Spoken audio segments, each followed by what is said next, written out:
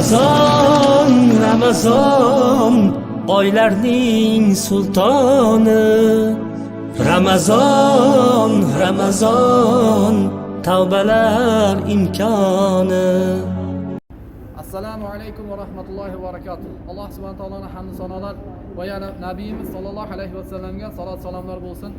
Alhamdulillah, mana Shom diyorida niyat qilgan edik. Mana bu Shom diyoridagi muhojir birodarlarga, hijrat qilgan birodarlarga iftorlik qilamiz deb niyat qilgan edik. Alhamdulillah, mana bugun Ramazonning 22-kunida niyatimiz amalga oshib turibdi. Birodarlar to'plab hozir mana bu yerda 200 ta mana shu Shom diyoriga hijrat qilgan birodarlarga iftorlik tarqatyapmiz, iftorlik qilib beryapmiz.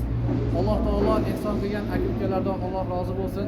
Mana bunday bizni video roliklarimizni ko'rib befarq bo'lmay mana bu Shom diyoridagi muhojir mujohid birodarlarga ehson qilayotgan aka-uka opa-singillarimizdan rozi bo'lsin. Inshaalloh mana hozir oshimiz ham tayyor bo'lyapti. Birozdan so'ng oshlarni tarqatamiz, og'izni ochamiz inshaalloh.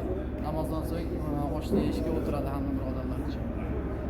Ramazon ya Ramazon, Ramazon ya Ramazon, Ramazon ya Ramazon, Ramazon ya Ramazon.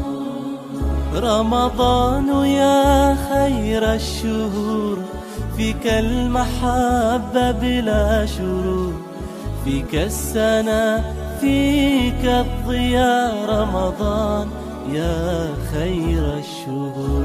رمضان يا رمضان، رمضان يا رمضان، رمضان يا رمضان، رمضان يا رمضان.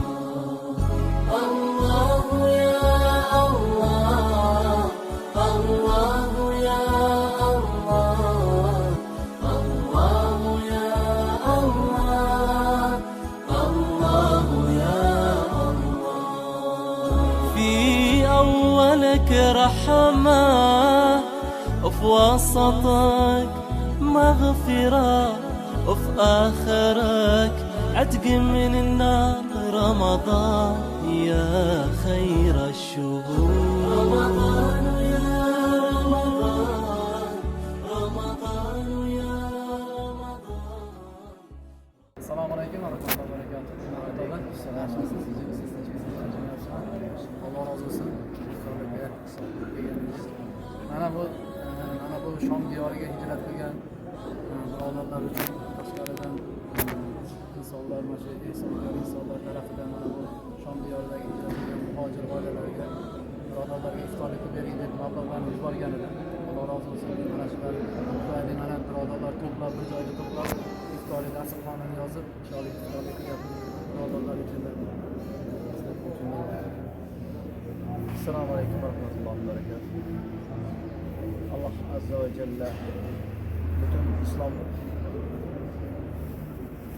Payg'ambar alayhissalomga ummatman degan har bir insonga Alloh azza va jalla Ramazonda ibodat qilgan ajrlarga yetishlik muvaffaq qilsin inshaalloh.